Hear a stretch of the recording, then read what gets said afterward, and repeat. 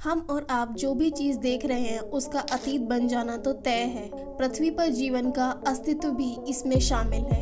एक दिन यह भी अतीत बन जाएगा, लेकिन कब?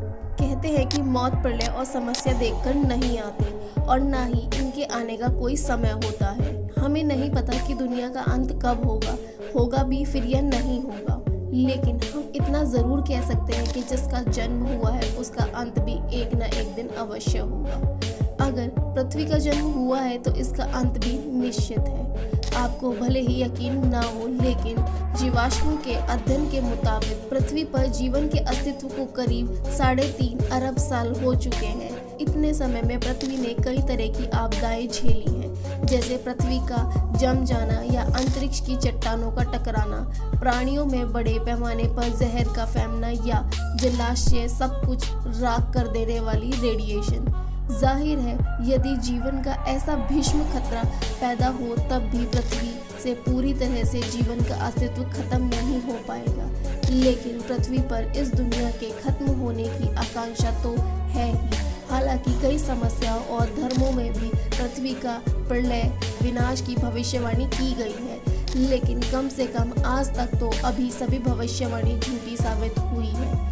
इसीलिए आज हम इस वीडियो में भविष्यवाणी की नहीं बल्कि विज्ञान पृथ्वी के अंत के बारे में क्या कहता है ये जानेंगे। पृथ्वी का अंत 2060 में होगा। फादर ऑफ मॉडर्न साइंस के जनक न्यूटन के अनुसार यह दुनिया सन 2060 तक खत्म हो जाएगी। खास बात तो यह है कि न्यूटन ने यह ऐसा ही नहीं कहा था, बल्कि इसके पीछे भी एक फॉर्मूला था। गति के नियम के तमाम फॉर्मूले का आविष्कार करने वाले न्यूटन ने सन 1704 में एक नोट लिखा था। उस नोट में ये कहा गया था कि एक ऐसा समय आएगा कि पृथ्वी के घूमने की गति बदल जाएगी, जिससे दिन और रात आधे घंटे हो जाएंगे और 2060 के बाद पृथ्वी पर समय बिल्कुल ही खत्म हो जाएगा। यानी किसी भी सूरत में यह दुनिया 2060 से आगे नहीं बढ़ पाएगी। अब न्यूटन की इस बात में कितनी सच्चाई है यह तो आने वाला वक्त ही बताएगा। वैज्ञानिकों को आशंका है कि आने वाले समय में एक्स नाम का एक ग्रह धरती के काफी पास से गुजरेगा और अगर इस दौरान इसकी टक्कर पृथ्वी से हो गई तो पृथ्वी नष्ट हो जाएगी।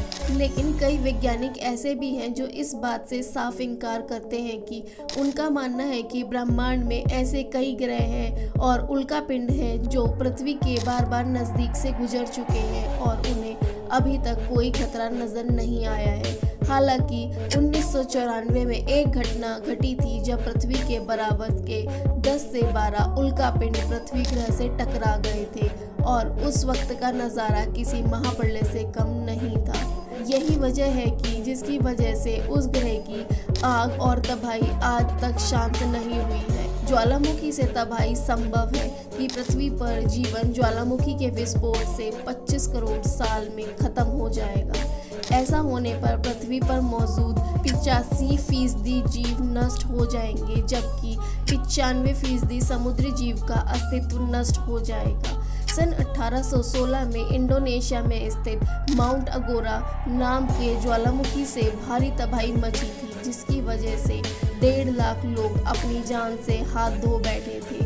पर यह तबाही केवल एक समस्या ज्वालामुखी यानी वॉल्केनो की वजह से हुई थी। सोचिए, अगर यह समस्या ज्वालामुखी की जगह एक सुपर वॉल फट जाए तो पृथ्वी पर तबाही का आलम क्या होगा।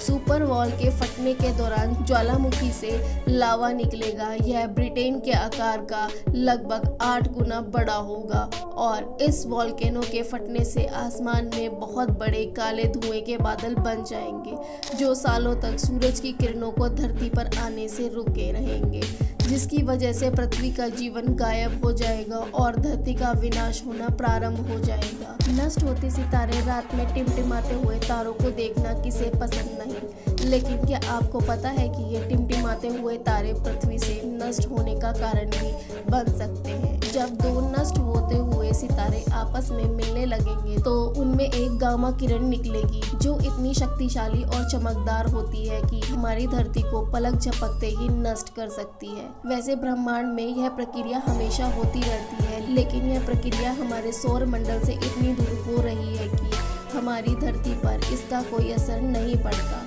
इन दो नष्ट होते हुए सितारों के मिलने से इनकी गामा किरणें निकलती हैं और इनकी ऊर्जा हमारे सूर्य से लगभग 1 करोड़ अरब गुना ज़्यादा होती है।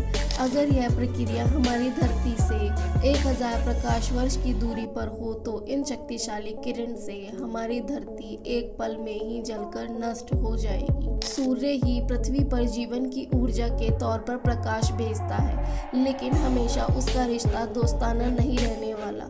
हमने देखा है कि सूर्य लगातार गर्म हो रहा है। एक समय ऐसा आएगा कि पृथ्वी के समुद्र सूख जाएंगे और ग्रीन हाउस इफेक्ट के चलते तापमान भी बढ़ेगा। अब यह सब 1 अरब साल में शुरू हो जाएगा, लेकिन यही सब कुछ खत्म नहीं होगा।